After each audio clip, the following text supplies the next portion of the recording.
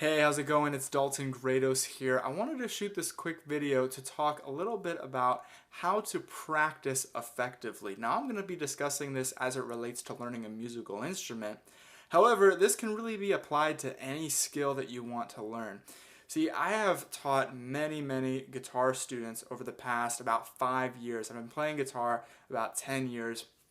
I've played in all kinds of recording studios, on my own albums, on other people's albums, in all kinds of bands, church bands, and even the Marty Balin Band, rest in peace. If you don't know who Marty Balin is, Google him. He's in the Rock and Roll Hall of Fame, and I actually played guitar in his band right before he passed away.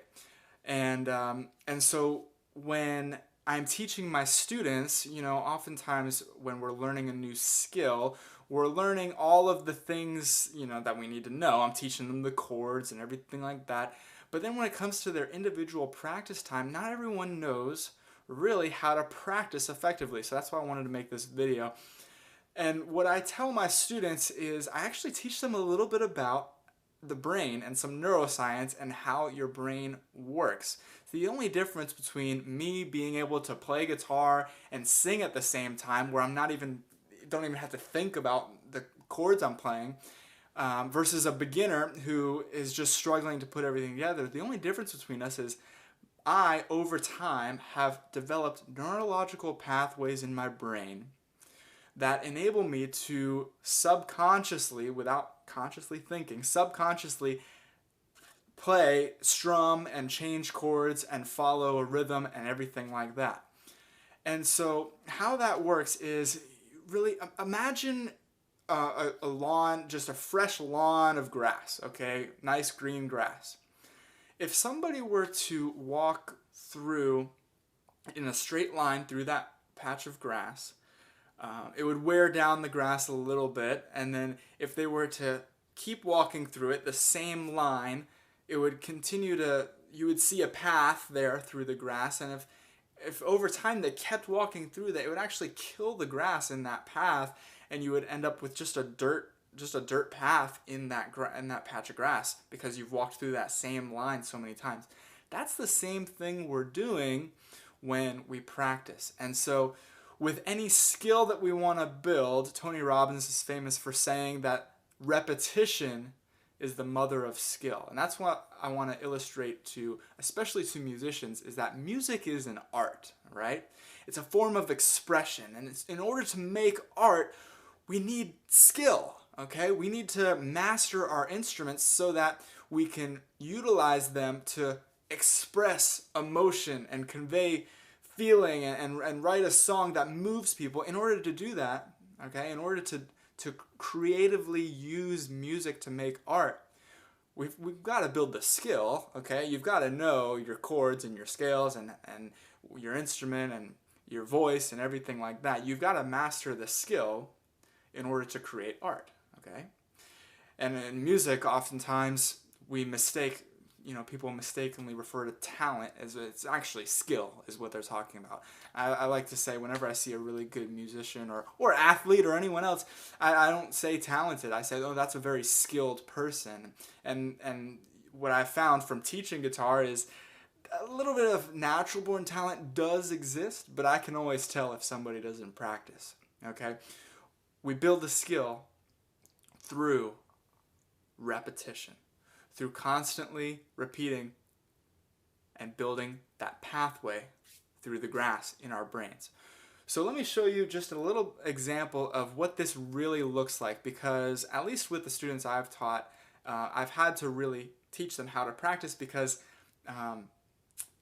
not everyone wants to do it the right way because it can be boring, okay? but here we go. So I was actually, now I'm not really a piano player, but I was learning the song Walkin' in Memphis by Mark Cohen on the piano. Now the song's tempo is about 110 beats per minute, okay? I start at 50. So less than half, okay? Really, really slow and boring, okay? But this is how we build the skill. Okay, so let me show you what this looks like. I set my metronome at 50. It's got a little drum beat. And I do this so slow, it just feels like my brain wants to come out my ears. So I just go.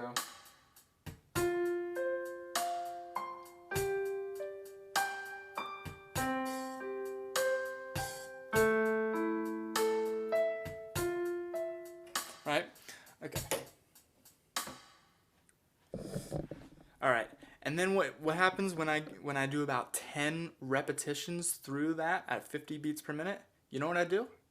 I bring it up 2 beats per minute. I mean, you barely even feel the change.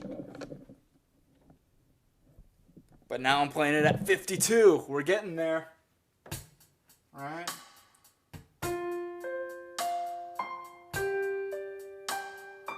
Right. I'll go through that about 10 times. Maybe I feel really comfortable that I can play it. Maybe I can bump it up 3 or 4 beats per minute, okay? So 3 beats per minute, play it again.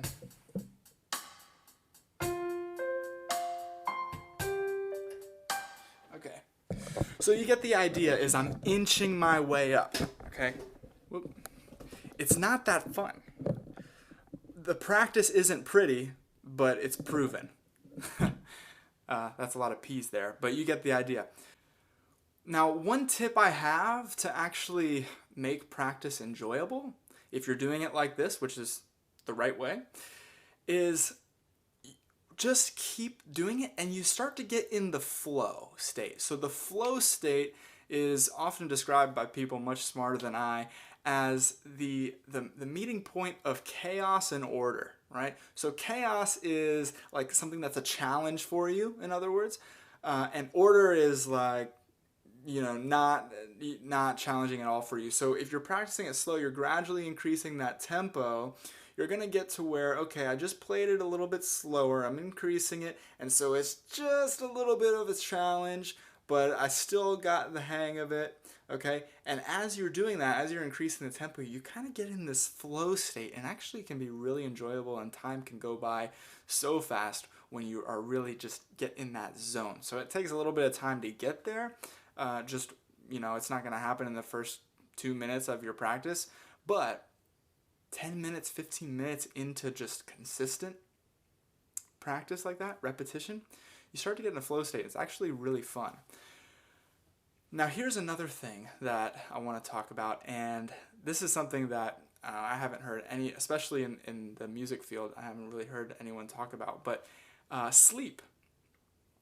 So, there was a podcast on Joe Rogan with Dr. Matthew Walker. He's a neuroscientist, and it was fascinating. And what he says, and I've found this to be true, is that the neurons that you're firing in your brain when you're practicing a skill, say it's like this, like when we're actually practicing, say it's like da da da da da da da da, right? It's firing at that speed. When you're in a getting a restful sleep and you're in a REM state of sleep, it's firing like 10 times as fast. So it's like ba-da-da, ba-da-da, ba-da-da, ba-da-da. And I have found, say that song, for example, the Walk-In in Memphis, the song's 110 beats per minute. I could finish my practice at night at around 90. I'll get a good sleep, wake up the next morning, and I can play it at the full tempo, 110 beats per minute.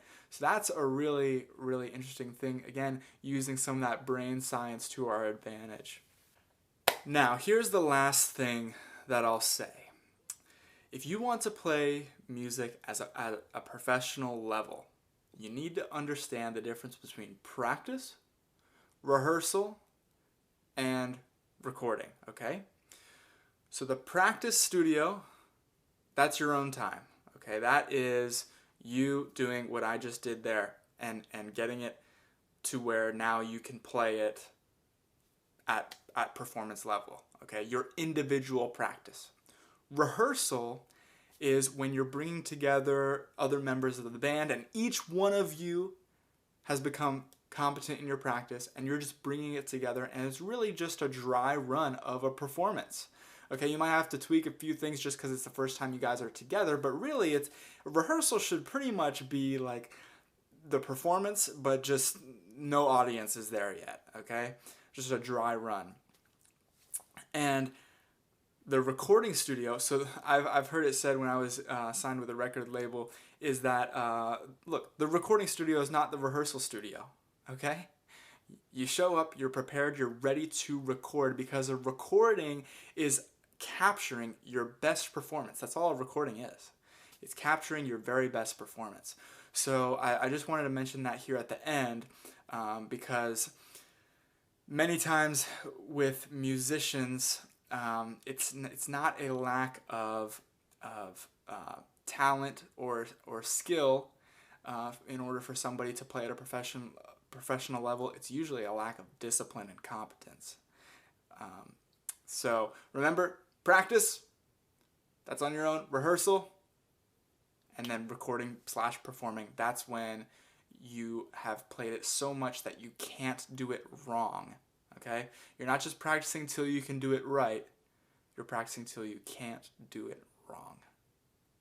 Hope this helped. Thanks.